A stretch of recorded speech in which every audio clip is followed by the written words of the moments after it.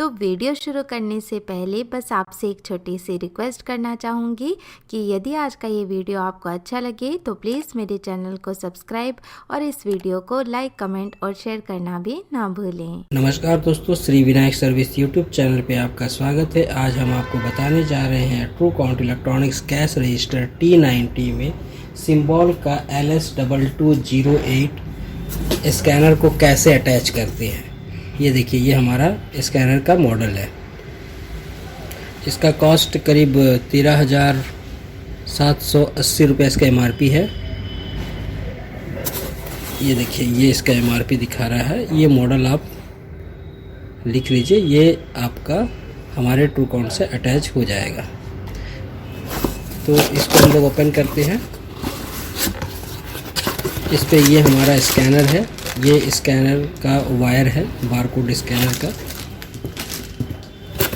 और ये हमारा बारकोड स्कैनर, ठीक है। बहुत सारे मॉडलों पे आपको स्टैंड भी मिल जाता है, ठीक। तो इसको हम लोग अब आपको इंस्टॉल करना बताते हैं। ये हमारा स्कैनर, ये देखिए सिंबल है, बढ़िया स्कैनर होता है। ये रफ एंड टफ स्कैनर है। जनरली आप लोग रिलायंस प्रेस जाते होंगे तो वहाँ देखते होंगे कि ये सबसे ज़्यादा बिकने वाला स्कैनर है। तो इसको हम लोग कर लेते हैं।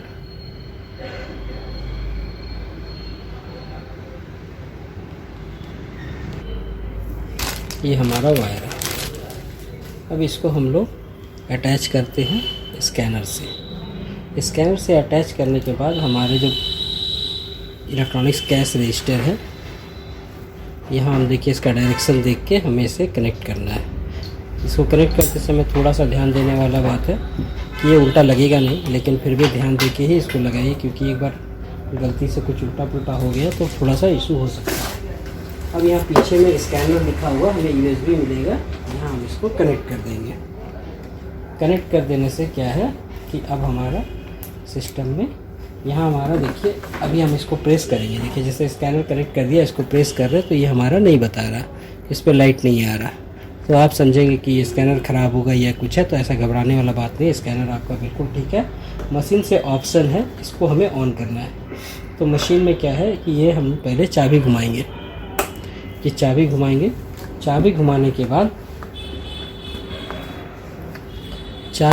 के बाद हमें सबसे पहले अपना प्रोग्रामिंग वाला पासवर्ड डालना है। अपने पास जो प्रोग्रामिंग का पासवर्ड है वो 5 बार 8 है, सॉरी 8 को 5 को 8 टाइम्स दबाना है। यहाँ पर हम 5 को 8 टाइम्स दबाएंगे, जो हमारा पासवर्ड है। आप अपने पासवर्ड के लिए अपने डीलर से संपर्क कीजिएगा। यहाँ हम अल्फा फाइनल दबाएंगे। प्रोग्राम लिखा हुआ है। प्रोग्राम के बाद हमें ऑप्शन नंबर 82 को 1 करना है। यहाँ हम ऑप्शन को 1 किए और हमने अल्फ़ा फाइनल दबाया। देखिए एक आवाज़ आया। आवाज़ आने के बाद ये स्कैनर देखिए हमारा लाइट आना चालू हो गया। ये हमारा स्कैनर रेडी हो गया, ठीक है। अब स्कैनर रेडी होने के बाद हम आपको इसको बिल करना भी बताएंगे।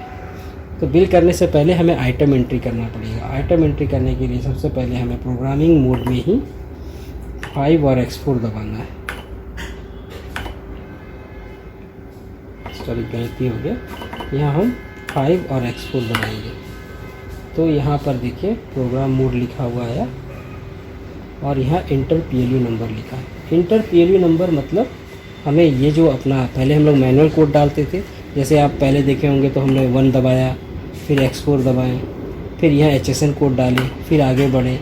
यहाँ हमने MRP डाला, मान लो 25 डाला, ठीक है। फिर X4 दबाया, ठीक है। सेकंड सेल प्राइस हमें नहीं डालना है।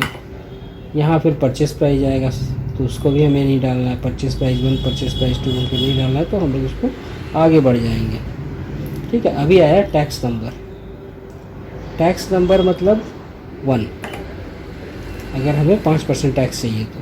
फिर X4 दबाएंगे और यहाँ डिपार्टमेंट नंबर जो है इसमें T90 में 50 होते हैं, यानी 50 आपको डिपार्टमेंट मिल सकती है। अब डिपार्टमेंट क्या होगा, तो जैसे मान लो पेन का एक हमने सेक्शन डाल दिया, पेन बना लिया, एक बना लिया आपका कॉपी का, वो डिपार्ट हो गया।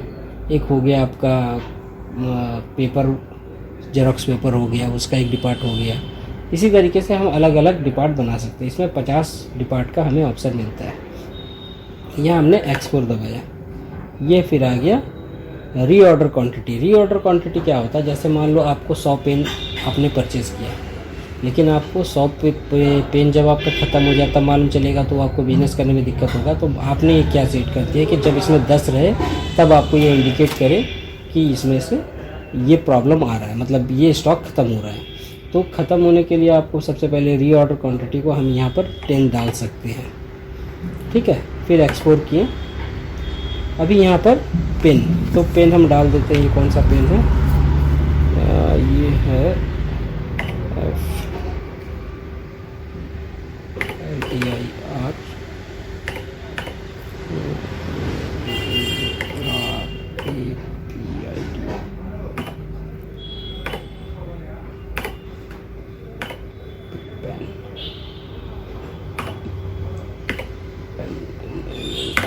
देखिए, ये हमने आइटम एंट्री कर दिया। अब इसके बाद हमें अल्फा फाइनल दबाना है,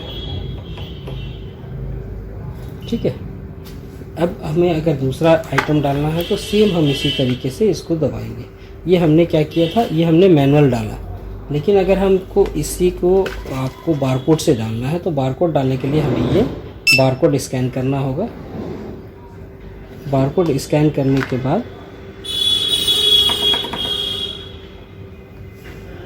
कोड डालें, फिर आगे बढ़े।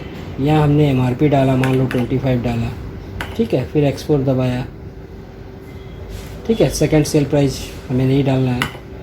यहाँ फिर परचेस प्राइस आएगा तो उसको भी हमें नहीं डालना है। परचेस प्राइस 1, परचेस प्राइस 2 को नहीं डालना है, तो हम लोग उसको आगे बढ़ जाएंगे, ठीक है। अभी आया टैक्स नंबर। टैक्स नंबर मतलब 1, अगर हमें 5% टैक्स चाहिए तो। फिर एक्सपोर्ट दबाएंगे और यहाँ डिपार्टमेंट नंबर जो है इसमें T90 में 50 होते हैं, यानी 50 आपको डिपार्टमेंट मिल सकती है। अब डिपार्टमेंट क्या होगा, तो जैसे मान लो पेन का एक हमने सेक्शन डाल दिया, पेन बना लिया। एक बना लिया आपका कॉपी का, वो डिपार्ट हो गया। एक हो गया आपका पेपर, जेरोक्स पेपर हो गया, उसका एक डिपार्ट हो गया। इसी तरीके से हम अलग अलग डिपार्ट बना सकते हैं। इसमें 50 डिपार्ट का हमें ऑप्शन मिलता है। यह हमने X4 दबाया, ये फिर आ गया रीऑर्डर क्वांटिटी। रीऑर्डर क्वांटिटी क्या होता है, जैसे मान लो आपको 100 पेन आपने परचेज़ किया, लेकिन आपको 100 पेन जब आपका ख़त्म हो जाता मालूम चलेगा तो आपको बिजनेस करने में दिक्कत होगा। तो आपने ये क्या सेट कर दिया कि जब इसमें 10 रहे तब आपको ये इंडिकेट करे कि इसमें से ये प्रॉब्लम आ रहा है, मतलब ये स्टॉक ख़त्म हो रहा है। तो ख़त्म होने के लिए आपको सबसे पहले रीऑर्डर क्वांटिटी को हम यहाँ पर 10 डाल सकते हैं, ठीक है। फिर एक्सपोर्ट किए। अभी यहाँ पर पेन, तो पेन हम डाल देते हैं। ये कौन सा पेन है, ये है LTIR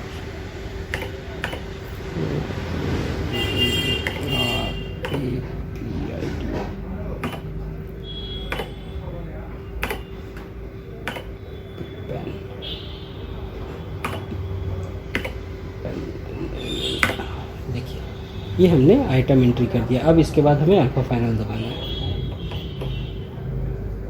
ठीक है।